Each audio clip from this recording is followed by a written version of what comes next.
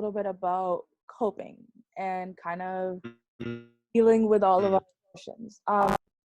I wanted to ask you that, have you, the traditional coping tools that we hear, a lot of them aren't geared towards the BIPOC community, which is the unfortunate. But what are some specific like coping tools that you use for your mental health that you feel be somebody out there struggling through something that you might have similar to yours in the BIPOC community could use as well? Right. I would say like I can touch on what I use. Yeah.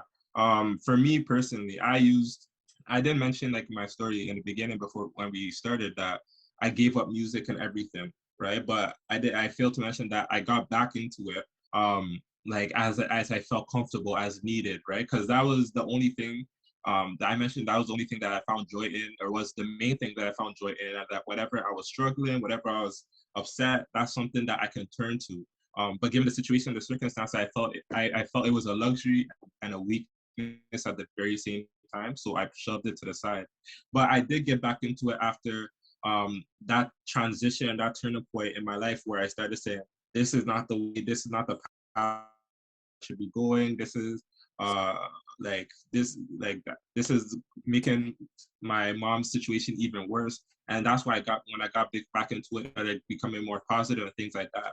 But yeah, music was definitely a thing. Writing, poetry, and songwriting was the biggest thing for me, because to me it was like I was expressing my feelings and my emotions and experiences at the time, right? And to me, I always tell this to everybody that asks me about poetry or anything, like how do you do it, or this or that. I will say it's honestly, it feels like you're reading a painting. Like it looks like it's a picture, but it's in words, and it just seeing the exact, you're truly seeing the emotion that is painted there. Like literally, if I was writing something and I was sad right now, and I'll be writing it, and I don't even feel like I'm sad or I was upset or I was irritated. It's because it's literally, I put all my emotion and heart into what I was writing, and then I feel good, right? But that's what worked for me. That was the biggest thing for me that helped me cope through depression, that helped me cope through anger, that helped me get through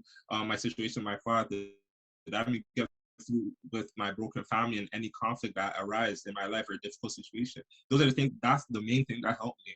I would say another coping tool for myself that I used was working in the community. Seeing other youth situation of when you were like when you were that age, like at the time when my dad got incarcerated, everything, I was like in grade 6. So I was pretty like, I think I was like, that's like 11 or 12 years old, right? So I was pretty like well aware of the situation, everything like that. And I didn't really want a mentor. I didn't want to talk to anybody. I didn't want to talk to a guidance counselor. I didn't want to talk to anybody about anything, right? So that's why my process took way longer than maybe most people, or way longer than it should have, because I could have just spoken about it or used my first coping tool of writing music or poetry, and it could have been a smoother and in process, but I didn't do that at all. So, but yeah, I worked in community. Like from then on, when I met a friend in high school when I was in grade 10, and he showed me about a community program working with kids in at-risk neighborhoods, where you're like the um, the counselor or coordinator. Like you're helping them with their homework. And it's really geared towards kids who don't have a hold to, because there's something going on within their home, whether it be a broken family or fights constantly breaking out in their household, or them not feeling comfortable going home, or they're just not wanting them home. There's a lot of situations like that within the community that that just proves that those programs are it invites youth and invites kids who are in those situations is so powerful and impactful. And for me, I was looking around when I first got there. I was just looking around and saying, wow, I can see myself in him. I see myself in him. I see myself in her. this is ridiculous. This is not only, I just realized right there and then I wasn't the only one, and I felt and told myself I have to impact these kids' lives. I have to impact and make a change, because when I was your age, I didn't have that. I was spiraled into a whole different dark place that I didn't want to even be in, but I felt I had to be in. And I know these children and youth are feeling the exact same thing. And I want to try and steer that. I made that my mission to I honestly did make that my mission to try and like gear them away from that by speaking about my story like this, by giving them advice as best as I could and empathizing with their situation, and just honestly just telling them there's a light, there's hope, there's something at the other side of this. This is just your character is really building through this adversity. Your strength, you don't even know it's difficult. I know it's hard. I know it's challenging, but it's something that you're gonna look back on and say, wow, if I didn't go through this, I wouldn't be here where I am right now, right? So working in the community is a big thing for me. And ever since then, since grade 10, that's something that I've constantly been doing. Like ever since then, it's been like 10 years working with youth and kids and things like that. Ever since I was still like a young kid. So that was also a major coping for myself. Yeah. I would say yeah, those are the two most top important things for myself that I used. And I would say to anyone who is going through those type of things to try finding, it doesn't have to be music, it doesn't have to be art, it can be sports, it can be cooking, it can be reading. But find something to you that you hold dear to yourself, that you're passionate about, and use those things as a way, like just use it as a way for you to find your joy, and use it to find to find yourself, because I'm not yeah use to find yourself, because you can find when you're going through certain situations, certain circumstances, you can find when you're in those circumstances, you're in a situation where you're losing yourself a little bit and you're getting lost in the sauce, so to speak, right? So going back to those things that you, before any of that happened, is like you refinding or rediscovering your identity, right? So I would say that I would urge everyone to find something that they love to do, that they feel that this is something that's a part of me that I can do. And if you feel that that you can't find it right now, I can guarantee you that you should just continue searching, and you'll find it if you continue searching, if you continue trying different things. So that's my advice to you guys. That was very well said. I really like what you said about like helping out in the community, and how it brought you the realization that there are so many other people with the same, maybe not the exact same experiences, but they're feeling the same things that you are.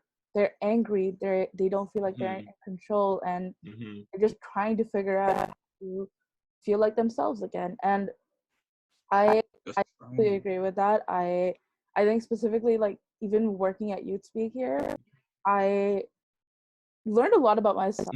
I've learned that there's so many people on our team that have so many similarities with my story, and I've got some really good friends where we have such similar but different stories, but our feelings and our emotions and our doubt and the things that we go through on a daily basis are so similar. And you come to the realization where you're like, this is not just me. I am not alone.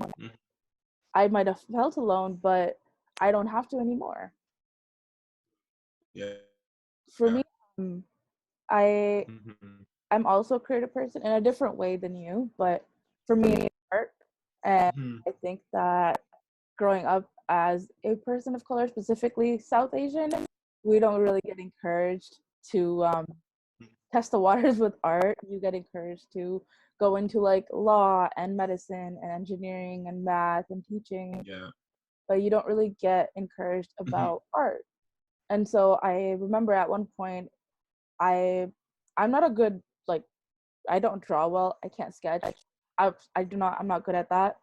But I remember I wanted to practice. I wanted to get better, but the emphasis was more on let's get good grades in biology rather than art class. And the thing is, I grew up and I taught myself how to be a graphic designer, an illustrator, a creative designer, all digital art. And I have never used biology in my entire life. But that creative art, it became my tool that I use whenever I have a bad day, I have a bad moment. I need to get away from the world because it literally, all of my attention goes into this random creation that I'm making out of scratch. Whatever I'm doing on that canvas at the moment, that is all that my attention is towards. That is what I'm focused on, and nothing else matters for that period of time. And whatever I've noticed that emotions, whatever I'm going through, usually comes out on that canvas. Like if I'm really angry, it is going to show through whatever I make. If I'm static, you're going to see it. It is going to show you like that this person is happy. And it's just that's how it works. My brain somehow feelings into art, and for me that's the biggest coping tool. Just put my anger onto a canvas, see what happens. And sometimes it doesn't make sense. Whatever I make, honestly, there's a lot of it in the trash because it doesn't make sense. But it's nice to get it out. Nice to see the emotions physically. And I don't really see that as a tool, a coping tool, or I never used to. It's gotten a little bit better now, but before it was always take a walk and take a nap and eat better food and exercise. You're not getting enough sun. You know, like I remember even when I was younger, and I would spend like, and I kid you not, like 3 to 6 hours at a swimming pool, like at the YMCA. And I grew up to realize why I liked it so much. And I remember no matter what happened, that was probably one of my favorite times of the day or of the week, is when I was at the pool. I didn't have to do anything. It was a different vibe, a different activity. It was just everything outside of that pool does not matter for that moment. All I'm doing is having fun in that pool with my sister. Again, it's not a traditional coping tool, and I didn't realize that it's something that I subconsciously use. And it worked. If you want to hear more stories, don't forget to subscribe, comment, and like. To support more youth by youth led projects, visit us at youthspeak.ca, where you can donate and spread youth mental health awareness. YouthSpeak Performance Charity. Speak, inspire, change.